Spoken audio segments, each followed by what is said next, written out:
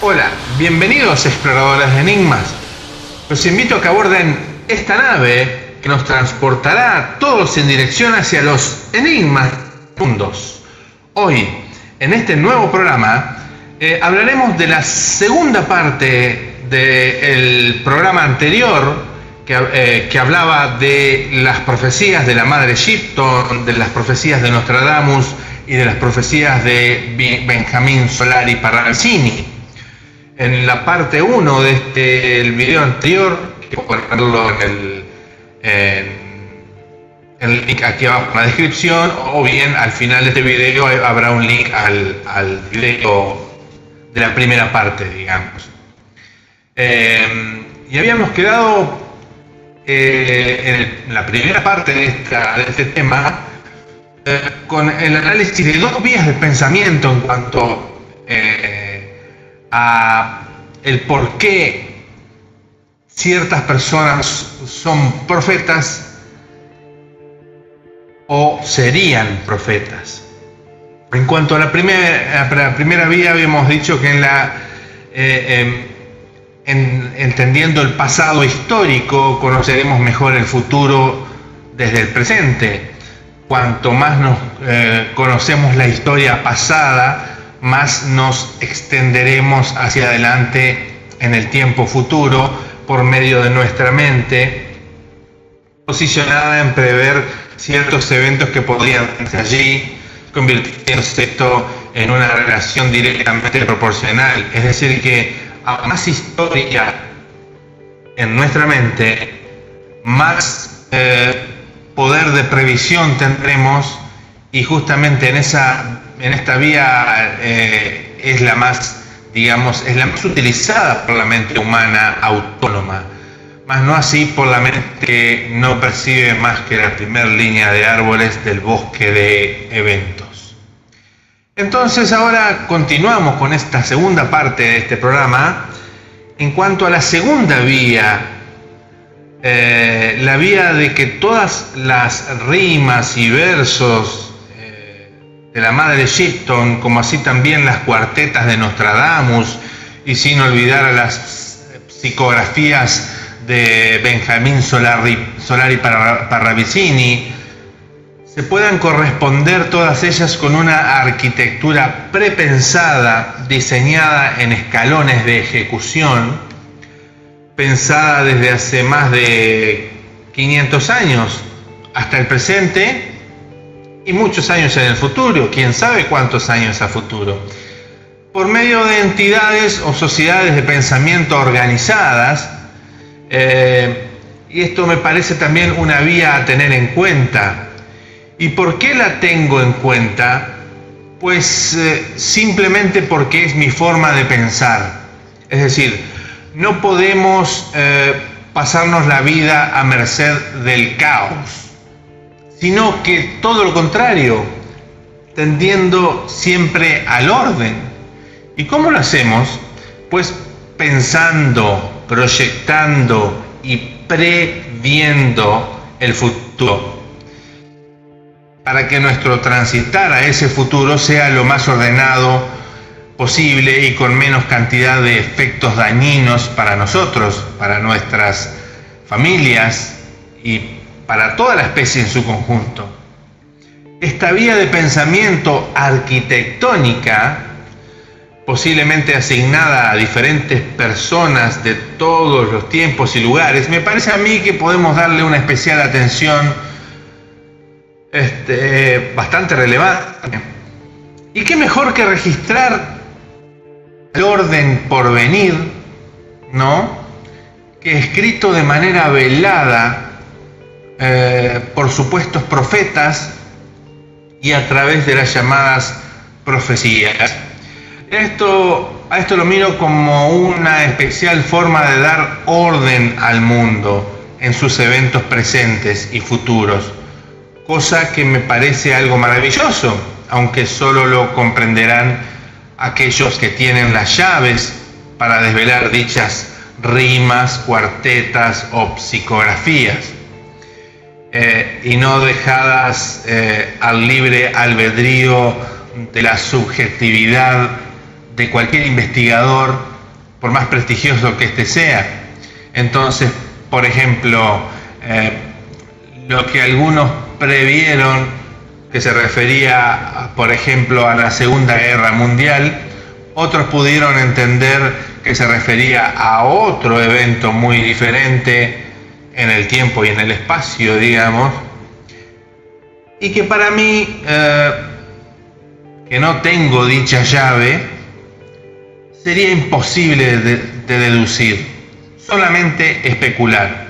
Y a continuación les mostraré a qué me refiero cuando he mencionado las psicografías de Benjamín Solari Parravicini, ese argentino que vio el futuro y lo supo plasmar por medio de dibujos y también por algo de texto acompañado, siempre un texto velado, ¿no es cierto? Primero les mostraré esta imagen a pantalla completa, que si quieren pueden hacer un stop del video para ver y leer, si es que se puede, a tamaño completo, las psicografías y su correspondiente escrito al lado, ¿no? También puede buscar las mismas psicografías o con esta misma imagen, está en internet, así que para mayor información la pueden buscar ahí. Les dejo un ratito más esta imagen en pantalla completa, pero no olviden que pueden hacer stop en este video y mientras leer algunas de las psicografías.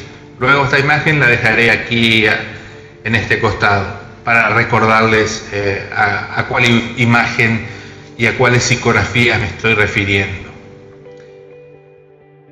Perfecto. Ambas vías planteadas, ¿no? Me parecen correctas y lógicas. La primera vía, que es la vía del tener un gran bagaje histórico en la mente, una gran capacidad de discernir en base a lo pasado lo que vendrá hacia el futuro, y la otra vía era la vía de un diseño estructurado, pensado hacia miles de años a futuro e informado a ciertas personas, como estas tres personas que en este momento, y ellos lo han soltado de una forma como si fueran verdaderos profetas, o como si hubieran sido verdaderos profetas, se vayan ciertos temas conciencia. Estas son las dos vías que he planteado, más allá de la tercera vía de ser unos verdaderos profetas, visionarios, usando lo que hoy se llama la visión remota, por ejemplo. También pueden buscar sobre este tema en internet, visión remota. Entonces, también esta tercera vía, que hayan sido verdaderos profetas, ¿no? Pero bueno, por eso, la tercera vía que nombré, es decir, la que expresa que ha sido poseído, o lo que les decía recién, verdadera naturaleza profética y previsora, por lo menos en todo vista no la contemplo dentro de mi lógica de pensamiento, sabiendo que siempre tiendo a no ser dogmático con el entendimiento y por lo tanto me dedico a pensar dinámicamente e ir madurando en el trayecto de la forma en que veo o miro ciudades. En tela de juicio a los acompañantes en este viaje hacia los misterios y enigmas de otros mundos, les dejo una cuarta vía. Mientras observan la imagen y el escrito comentan, ella dice abajo: ante las constantes visitas de navieros extraterrestres, la ciencia negará, luego dudará y por fin dirá: verdad. Verdad es, y nuestra sapiencia ha quedado atrás. Siglos nos vigilan y contemplan. Interesante, ¿eh? Después dice: el científico debe alejarse del encasillamiento infatuado que le ciega y ata. Aquí habla Parravicini justamente del dogmatismo científico. Y sigue diciendo, el nuevo joven lo hará. El nuevo científico, al lado de la ortodoxia científico y acercado más a heterodoxia, a aceptar nuevas vías de pensamiento que los científicos dogmáticos dirían, no, una locura, usted está loco. Bueno, el nuevo joven lo hará y él verá. Y luego dice, escuchará el mundo palabras llegadas del alto, palabras y sonidos que serán frases y se comprenderán al fin. Nuestra innegable dependencia terrenal contra toda realidad profética o revelación divina es el eslabón perdido, un indicio de que hemos perdido el eslabón dentro del método científico. Como consecuencia del análisis previo a esta naturaleza un tanto divina que a veces se le atribuye a los profetas de todos los tiempos, debemos contextualizarlas, creo yo, dentro de nuestro ámbito evolutivo, dentro de nuestra madre tierra, sin dejar de lado, por supuesto, nuestra conexión con la mente universal, con ese egregor que todo lo impregna y que todo lo habita. Es decir, sin perder la mirada hacia el propio universo del cual todos dependemos. Observen esta imagen. En cuanto al tema del eslabón perdido, hasta estos días mi punto de vista es que el eslabón perdido no se encuentra en las especies, sino que dicho eslabón se encuentra dentro de la manera en que entendemos a las especies. Es decir, que el tan enigmático eslabón perdido se halla en la manera en que nosotros los humanos aplicamos el método científico, el trabajo de campo, la silogística, etcétera, sobre un objeto o sujeto de estudio. La historia sumeria, según el investigador Zecharia Sitchin, quien pasó 30 años de su vida estudiando miles de tablillas sumerias, en su interpretación de esas tablillas nos ubica en un punto de inflexión de homínidos a Homo sapiens sapiens en casi un abrir y cerrar de ojos temporal. Es decir, que el que hayamos pasado de ser homínidos a ser seres humanos conscientes, y esto se haya dado hace un cuarto de millón de años, efectivamente, 250.000 años, creo yo que es un muy poco tiempo evolutivo para que de un momento para el otro bajemos de los árboles para luego tomar las herramientas. Con lo que esto que he dicho significa, ¿no? Porque usemos la inteligencia. Si yo digo bajamos de los árboles para luego tomar las herramientas, hay que entender lo que hubo entre medio. No necesito explicar lo que pasó entre medio o lo que pudo haber pasado, ¿no? Pero lo que pasó entre medio es algo complejo y que en otras especies el bajar de los árboles para seguir siendo otras especies que más o menos suben los árboles y andan a medias de pie, pasan millones de años, pero para nosotros pasó un cuarto de millón de años aproximadamente. Muchos hablan de Mamá Lucy, ¿no? La ciencia habla de Mamá Lucy también, respecto de la cual he hecho un video también en este mismo canal al respecto.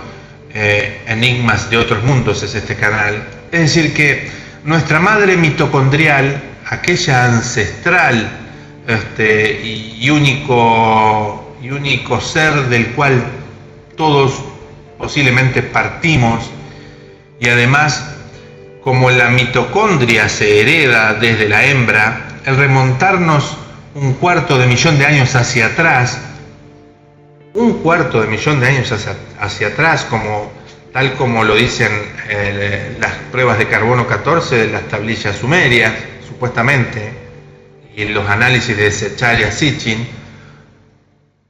Esto nos ubicaría también en África, al igual que en los Anunnaki de Sitchin. Entonces, y aquí también tenemos dos vías de pensamiento en cuanto a nuestra génesis, al igual que con el tema de los profetas. Y surge la cuestión: ¿quién nos hizo Homo sapiens sapiens? ¿La evolución o una intervención genética de seres de otros mundos? Como decía antes, la gran duda que tengo es que 250.000 años es un tiempo muy estrecho como para pasar de ser homínidos a ser Homo sapiens sapiens, con todo lo que pasa entre medio, obviamente, ¿no? Con todas las demás especies, Australopithecus, Homo erectus, Neandertal, etcétera, etcétera, ¿no? Porque ya me han comentado al respecto, pero hay que ver más allá de la primera línea de árboles. Si yo digo que pasamos de un simio al Homo sapiens sapiens, estoy aclarando de forma velada y estoy dando por entendido que se sabe lo que pasó en este intermedio, ¿no? Porque esa transformación implica un gran cambio en nuestra especie, y dichos cambios llevan millones y millones de años y no miles, creo yo. Bueno, les pongo una imagen donde es la conocida imagen de simios hasta Homo sapiens sapiens, y bueno, un paso más que sería nuestro futuro, el convertirnos en seres híbridos, biológicamente por un lado y tecnológicamente por el otro. Pero de todas maneras, y a pesar de lo antedicho, tomemos que nuestra evolución a Homo sapiens sapiens fue rápida, contra todo resultado del trabajo de campo científico que indique que la transición de una cierta especie hacia una nueva rama de una nueva especie derivada se da en el orden de millones de años, y que a la vez Sitchin tenía razón, y teniendo en cuenta también que existe un punto geográfico en común, que es África y Medio Oriente, y que el tema del eslabón perdido no es cierto, como decía más arriba, que está perdido pero en el método científico, no en las especies, por lo que me remito a preguntar: ¿existen evidencias de nuestros supuestos creadores? Evidencias, dije. Y la respuesta es sí, un rotundo sí, por supuesto. Hay miles de evidencias en libros antiguos, en la Biblia, en distintos libros de distintas religiones, en estructuras por todos lados, no solamente de Egipto, sino de estructuras que están en Baalbek, en Irak, o en Irán, perdón, o en Irak, en México mismo es maravillosa las estructuras que hay, ¿no es cierto? En Rusia, en China, hay miles de pirámides encubiertas. Si ustedes buscan en Google Earth y buscan en China, verán que hay miles de pirámides tapadas por vegetación, pero perfectas pirámides. Búsquenlo por ustedes mismos y verán la realidad, pero están de momento inaccesibles a esas pirámides. Entonces, evidencias hay de nuestros posibles ingenieros. Ahora, hay otra pregunta: ¿existen pruebas de nuestros supuestos creadores? Y la respuesta es: no lo sé. En lo que a mí concierne, es un no rotundo. Por supuesto, en lo que a mí concierne, a mi percepción subjetiva, pero ojo, evidencias estoy totalmente de acuerdo que hay miles de evidencias. Yo mismo no he visto pruebas, pero eso no quiere decir que no haya pruebas, ¿no? Es decir, a mi conocimiento no ha llegado información que me haga pensar lo contrario, pero igualmente quedo atento a tal posibilidad, teniendo en cuenta que entiendo bien la adaptación de las especies a sus propios y variados entornos. Es decir, que, por ejemplo, si sacamos cangrejo blanco, por ejemplo, de las profundidades de un abismo submarino, abismo que en su profundidad se dan presiones que aplastarían a un gran submarino nuclear como si fuera una lata de gaseosa. Suelo abismal que presenta además temperaturas altísimas y con una composición acuática química con altas concentraciones de diversos compuestos considerados mortales para el ser humano y para otras especies, por supuesto. Entonces, si extraigo aquel cangrejo blanco del abismo submarino y lo coloco en las poco profundas y frías aguas costeras, por ejemplo, de las Islas Malvinas, dicho cangrejo moriría en minutos, si no en segundos. Porque si pensamos que esta transición del cangrejo desde el abismo caliente, aplastador, avasallador, hacia las costas frías, sin presiones, se diera en millones de años, es allí cuando el cangrejo sobreviviría, debido a que se daría una adaptación progresiva del cangrejo a cada medio ambiente en transición desde el abismo a las costas altas, desde el calor y las presiones altísimas al frío y a las presiones ausentes, desde la oscuridad hacia la luz. El cangrejo blanco es blanco porque no llegan las luces, la luz del sol en las costas de por ejemplo, de lo que dije de las Islas Malvinas, llega la luz del sol. Ese cangrejo en ese tiempo evolutivo va a cambiar de color. Entonces, si pensamos que una raza de extraterrestres evolucionó en su propio ambiente, de su propio planeta y hasta de las constantes investiduras propias de su sistema solar, de su sol, creo yo que le sucedería lo mismo que al cangrejo blanco del abismo. Es decir, que al querer venir a nuestra Tierra sin un equipo de supervivencia adecuado, estilo los trajes de los astronautas terrestres, estos no podrían sobrevivir para luego poder modificarnos genéticamente y para que luego podamos extraer oro africano para ellos, y más allá de toda la tecnología que ellos pudieran tener, su estancia en la Tierra los pondría a merced de nuestras bacterias, virus, hongos y diferentes organismos que para nosotros son casi inocuos. Para ellos serían mortales en corto tiempo, y por el simple hecho de que no evolucionaron junto a ellos. Pese a todas estas dudas, sea Lucy, ¿no?, nuestra mamá Lucy africana, o sean los que vinieron del cielo, los Anunnaki, una cosa es cierta, y que más allá del eslabón perdido en el método científico, nuestra Tierra es nuestra madre, nuestra creadora, y de donde obtuvimos la conciencia del yo. Como les decía, más allá de si hubo o no una intervención de una mano extraterrestre. Y para finalizar, me considero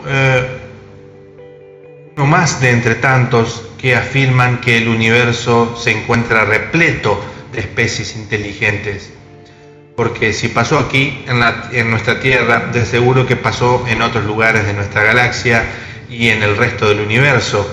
Y de seguro que existen seres extraterrestres que todavía no han encontrado nuestra Tierra, y no quisiera pasar a la eternidad sin poder enterarme de una noticia al respecto, o sin ver un extraterrestre directamente cara a cara. ¿Por qué no?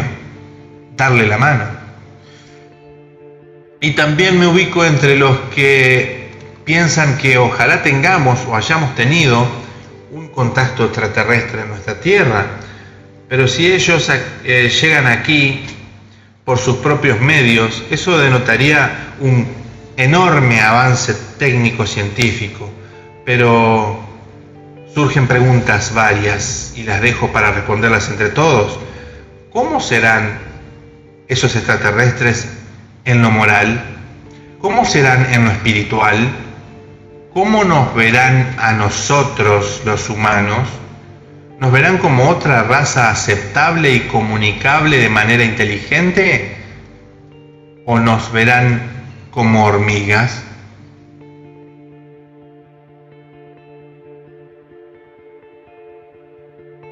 Muchas gracias por acompañarnos en este nuevo programa de Enigmas de Otros Mundos.